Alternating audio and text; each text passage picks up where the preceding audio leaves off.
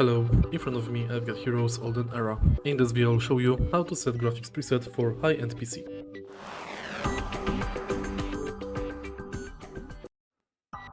In the beginning, let's go to settings of the game and go to video. Let's skip effects and let's go to display. Firstly, you can select Borderless Window to get access to your other monitors or to get quickly access to Windows options. Next, select color profile you would like and set highest resolution possible. Enable VSync to prevent screen tearing, select Anti-Aliasing for TAA, and disable Max FPS Limit. In quality, select highest quality preset. Accept and it's done. If you find this video helpful, please leave like, comment and subscribe.